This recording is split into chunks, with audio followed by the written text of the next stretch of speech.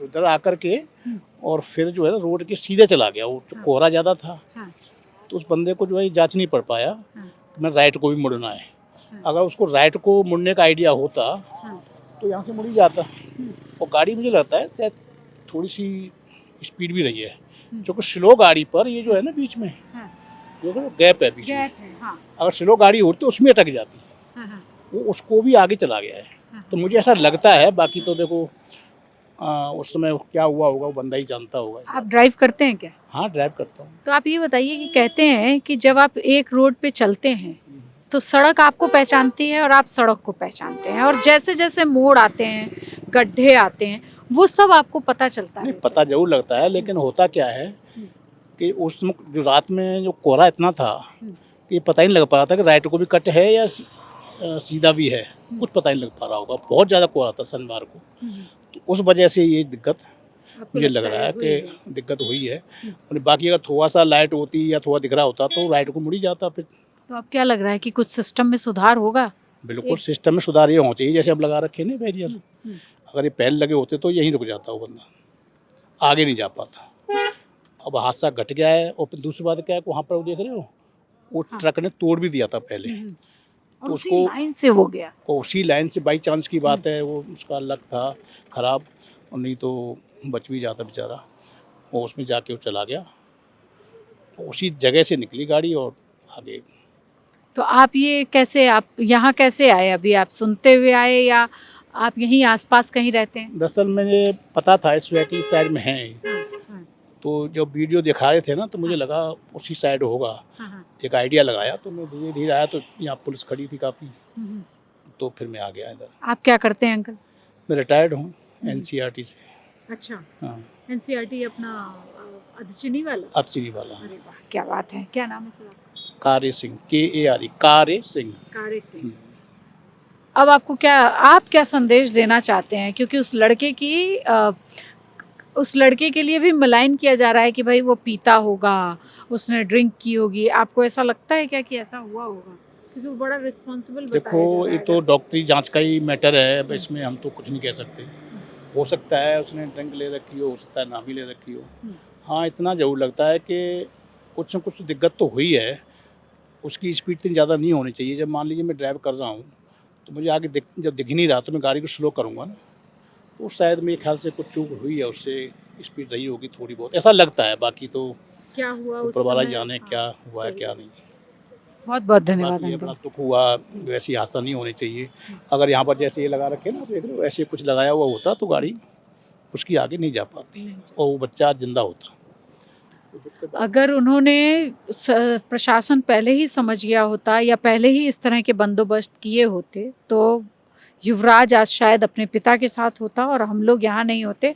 मैं ज्ञान से कहना चाहूँगी कि हर गाड़ी जो आ रही है वो स्लो होके वो देख रही है कि वो हादसा कैसे हुआ, और आज हम लोग यहाँ पे इसलिए आए हैं और ज्ञान इसको बार बार दिखाएं कि आने वाले लोग इस पूरे माजरे को अभी भी समझने की कोशिश कर रहे हैं कि ये करीब करीब 20 से 25 फीट, आई थिंक उससे भी ज़्यादा चौड़ी सड़क है। तो उस दिन ऐसा क्या हुआ होगा कि वो गाड़ी मोड़ नहीं पाया।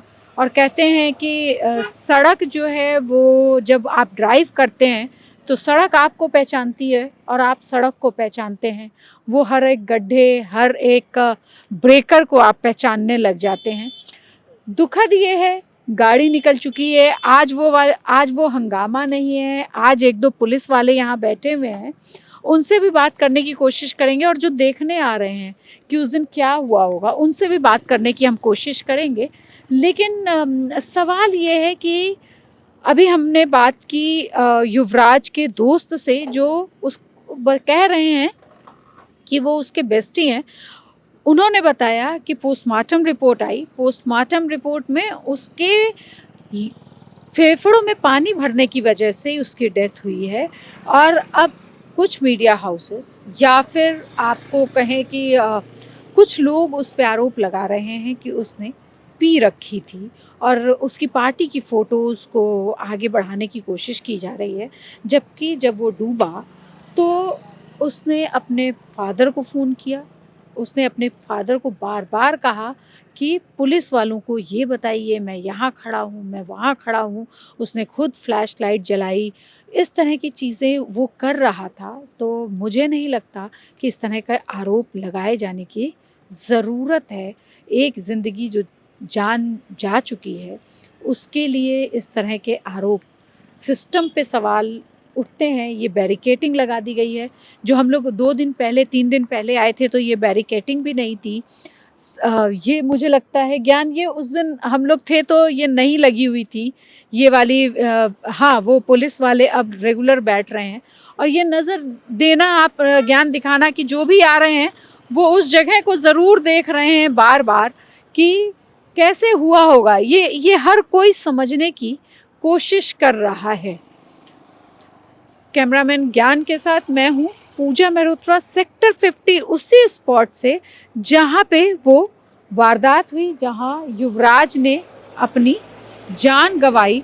1.5 घंटे तक वो तड़पते रहे।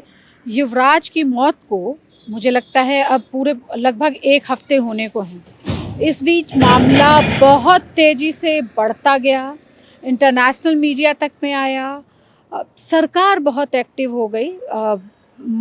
योगी जी ने तो उसी दूसरे ही दिन उस पे एक्शन लिया और वेस्ट टाउन के जो प्रोप्राइटर थे उनको हटाया गया और यहाँ के नोएडा अथॉरिटी के आईएएस ऑफिसर को भी हटा दिया गया।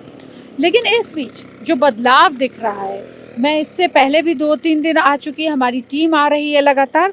अब जो है, जो चीज़ें धुंधली पड़ चुकी थी, ब्रेकर बना हुआ है, ब्रेकर पे उस दिन कोई स्टेप्स नहीं थे। आज ये सारा मैं ज्ञान से कहूँगी कि इसको दिखाएं कि अब गाड़ी आ रही है। वैसे तो यहाँ मजमा जैसा लगा हुआ है। और अब बता दूँ कि इस पूरे मामले में सीबीआई का, अभी तक एसआईटी थी, अब सीबीआई का पूरा इन्वॉल्वमेंट हो गया है। और ये पूरी सोसाइटी, ये जो पूरा, अगर ज्ञान ये दिखाएं कि ये जो पूरा ये स्पोर्ट्स सिटी बनना था, इस स्पोर्ट्स सिटी में स्पोर्ट्स तो क्या ही होगा, वहाँ पे पक्षी क्रीड़ा कर रहे हैं। पूरी सड़क के भी वहाँ आपको खूब सारे पंछी आपको घूमते फिर और टहलते दिख जाएंगे। इस तरह से ये सारा मामला आगे बढ़ता गया। अब सीबीआई की एंट्री जो है वो इसकी बड़ी बात के रूप में देखा जा रहा है। अभी कोई बड़ी हलचल का असर ऐसा लग रहा है। हर दिन यहाँ पे लोग देखने आ रहे हैं कि वो इंसिडेंट कैसा होगा, कैसे हुआ होगा। ये सारी चीज़ें अंधेरे में जो है यहाँ पे अब लाइट्स भी लगनी शुरू हो गई हैं। उस दिन कहते हैं लाइट्स भी नहीं थी। बैरिकेडिंग आपको दिखाई दे रही है, बैरिकेडिंग हो चुकी है। लाइट वाली वो पुलिस चौकी, एनपीएक्स, थाना नॉलेज पार्क, ये सब लगा दिया गया है। पुलिस वालों की ड्यूटी लगा दी गई है। 2 पुलिस वाले सुबह से शाम तक यहाँ पे ड्यूटी दे रहे हैं। और इस तरह से मीडिया अभी भी बनी हुई है, क्योंकि हर दिन कुछ ना कुछ ऐसी खबर आती है कि सीन रिक्रिएट किया जाएगा। तो उसके लिए भी मीडिया आई हुई है कि एसआईटी अगर सीन रिक्रिएट करती है तो हम उसे दिखाएंगे कि वो किस तरह से रिक्रिएट करती है इस पूरे वाक़ये को। और हमारे साथ जुड़े रहिए।